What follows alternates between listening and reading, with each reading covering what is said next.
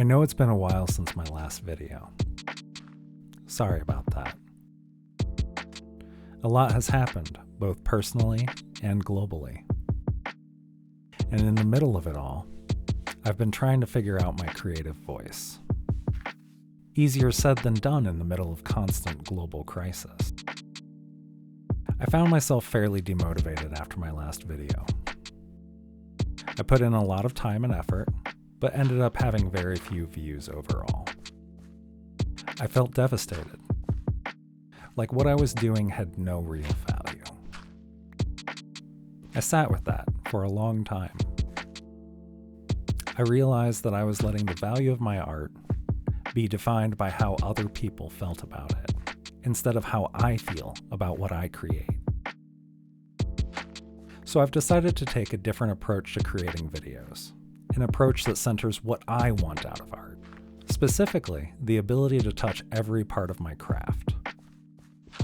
I've been learning a bit about filmmaking and a bit about making music so that I can make my videos a bit more cinematic. I still have an absolute ton to learn, but this is allowing me to enjoy the process of learning. I am quite honestly having the time of my life. Experimenting with my process has opened up so much. The flashback mod has really revolutionized filming for me. Since the lack of rewind delay allows for faster editing, I don't have to approach filming with so much planning. Instead, I can decide that anything I'm doing is worth filming, such as excavating a trail rune near my base, and I can work with whatever I happen to capture. Is it the most interesting content in the world? No, probably not. Since I'm primarily making things for myself and my friends, that doesn't really matter to me too much. However, since I did leave the last episode on a cliffhanger, let's step back in time for a moment. Here's some replay footage from a few months ago, from when I went to go hunt the wither. Spoilers, it didn't go well. The plan was simple. We had another fortress right under spawn, so I figured that I could turn it into a wither skeleton farm. Unfortunately, I had a tendency to die. I did manage to build up a bit of infrastructure to give myself a safer way of killing skeletons, and to protect myself from blazes overhead. But I still died a lot, like a seriously ridiculous number of times.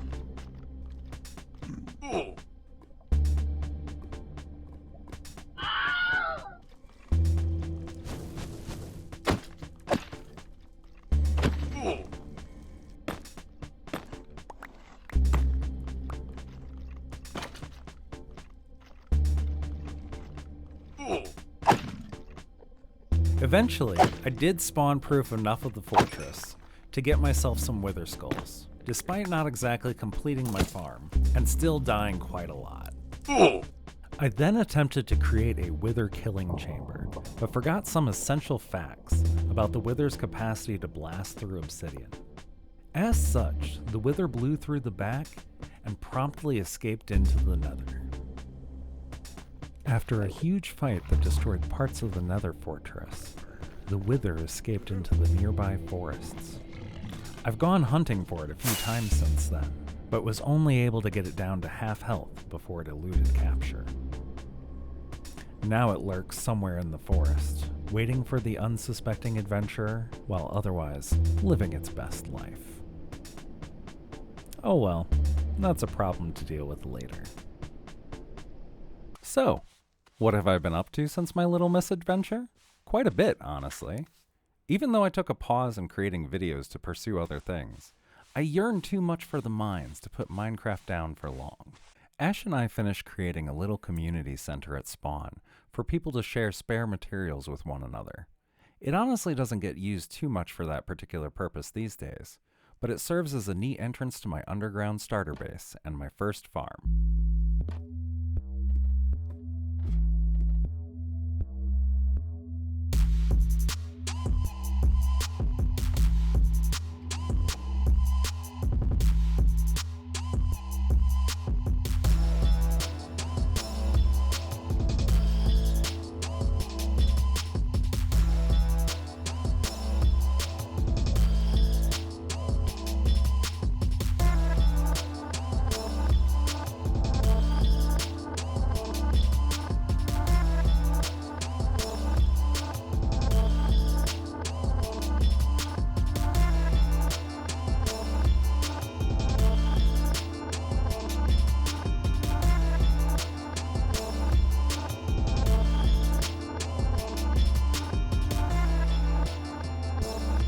I was intending to have a place in the community center where people could put suggestions for improving the community that other people could take to work on when they had time.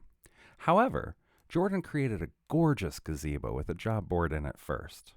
And one of the requests on the job board was to gather a bunch of basalt, so I decided that would make for a pretty neat first farm. The basalt farm that I created is fairly simple. It generates basalt using lava over ice and then uses a piston tape to compound the generated basalt into a huge cube that I can then manually mine. I was very inspired by Rendog's Mudmaker module from the beginning of Season 10 of Hermitcraft, as I very much appreciated the combination of automation and manual labor. It's certainly not the fastest farm in the world, and could certainly use a mining beacon to harvest the basalt faster, but I'm fairly pleased with how it turned out. Once I mine however much basalt I need, I can then put that basalt into a chest, which feeds into a bubble elevator that pipes the basalt into a small shop that I created at spawn. Going even deeper than my basalt farm, we enter my original survival base.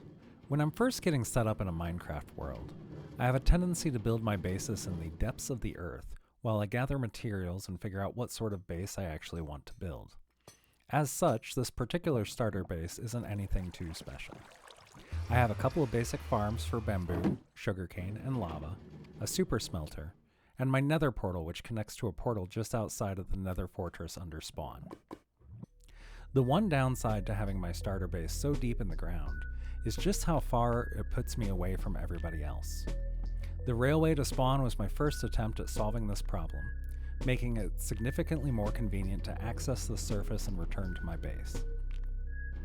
However, I thought it would be really neat to expand the rail system into a sort of subway to connect all of our bases from underground. I started on the process of connecting our bases by setting up a rail line between my basalt farm and Jordan's base. After all, Jordan was the one who requested basalt, so I figured this would be a convenient connection. Additionally, Jordan's base was on the way to Ash's iron farm, a material that I needed quite a bit of to continue building out the rail system. While I did successfully connect myself to Jordan's base, I ended up burning out of this project after tunneling through a massive underground lake and didn't end up finishing the subway station or the full connection to Ash's iron farm before needing to work on something else. Enter the ITS Research Lab. Ash and I watch a lot of different creators on Hermitcraft, and I find their ability to create interesting and unique interactive experiences for each other very inspiring. I wanted to bring some of that energy into our own server, so I came up with this idea to build a megabase that could double as an escape room adventure with its own story, about a mega corporation that tapped into the secrets of the deep dark for unlimited power, only to be destroyed by the very forces of nature that they tried to harness. Unfortunately, I may have underestimated just how difficult of a project this was. I managed to get a couple of rooms set up as a proof of concept, but I quickly ran into limitations between my lack of materials, redstone knowledge, and time to work on a project this big. I imported some villagers from a neighboring village for materials and set up some basic farms, which helped, but I realized that it would take me a really long time to have anything to show for my effort, somewhat defeating the purpose of a project which was to help people feel more engaged on the server. I'm still working on this project as I have a vision that I desperately wish to achieve, but since I realized that this is going to take a lot more time and materials than I first imagined, I've turned my attention to a couple of projects to strengthen our community infrastructure to improve the quality of life on the server. The first thing that I worked on was a dirt path connecting spawn to my megabase, connecting the major base areas along the way. While we often fly to get around, I found that my megabase was far enough out that it was easy enough to get lost along the way. Having a defined path is really helpful for not getting lost, whether you're traveling by foot or in the air. Once I had a path established, I decided the next thing I should work on was some sort of market district. While the Lake of Valor has their own country store selling various odds and ends, it occurred to me that the diamonds I spent at the shop probably wouldn't mean much if there was nothing to spend those diamonds on. Additionally, if I was having issues sourcing the materials that I needed for my own build, other people probably had similar issues. Therefore, I found a lovely birch forest in between Spawn and Ash's base along the path and cleared it out, building a small welcome center to help myself get established in the area and provide some basic materials that people could buy and sell to establish their own shops in the area. While setting up the shopping district, I also ended up adding some of the Vanilla Tweaks data packs, allowing us to play around with the armor stand mod, as well as adding some quality of life tweaks, such as the ability to bulk harden concrete, or make mud from dirt using a cauldron. After all, I was using stacks and stacks of concrete from my own build, and equally as many stacks of packed mud for the paths that I was building, so it only made sense to make the material gathering part of this process more efficient. More recently, I've been working on building a guardian farm. Ash needed dark prismarine for one of their builds, and neither one of us had built a guardian farm before, so it seemed like a fun project to tackle together. We spent a long time splitting the ocean monument into sections using sand and gravel, then cleared out the water in between using the sponges that we found within the monument itself. Once the water was cleared out, I created a small set of spawning chambers over one section of the monument. I added magma blocks to the bottom to suck the guardians down after they spawn, causing them to be killed.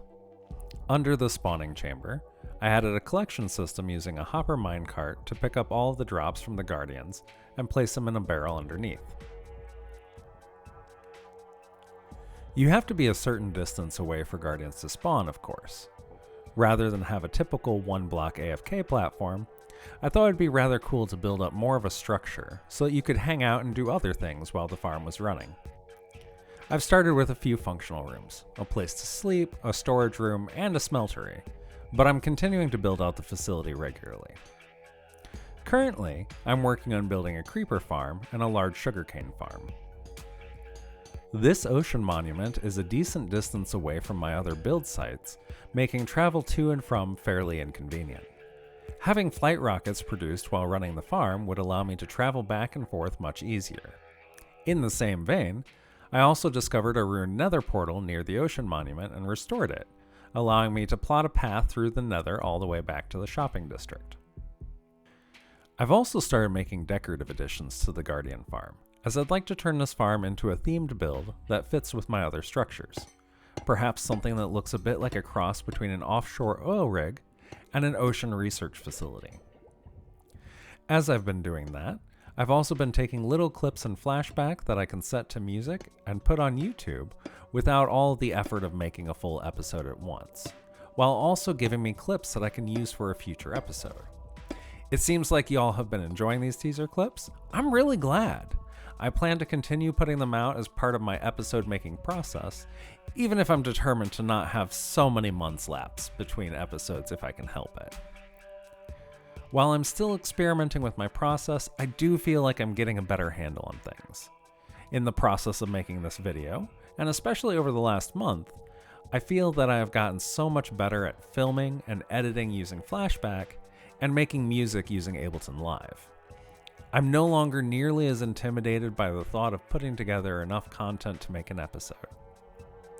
Hopefully that stays true after I finish publishing this episode. Speaking of which, that about does it for this episode. If you've made it this far in the video, thank you so much for sticking with me, especially if you've been waiting since the middle of last year for me to put an episode out. I really appreciate your support. Being able to share this creative journey with you means the whole world to me. I feel so much more myself doing this sort of creative work than I feel any other time. Thank you for allowing me to share myself with you in this way. Now, if you happen to be a ThirdPlace SMP member, stay tuned to this channel. I'm planning on putting together a special announcement about a server-wide game that I'd like to play over the month of April, if y'all are interested. Something fun and special to celebrate my birth month. For everyone else, while I unfortunately cannot invite you to join in this game with us, hopefully you'll be interested in what I have in store, as I plan to make this game central to my next episode. That's all for now. See you soon.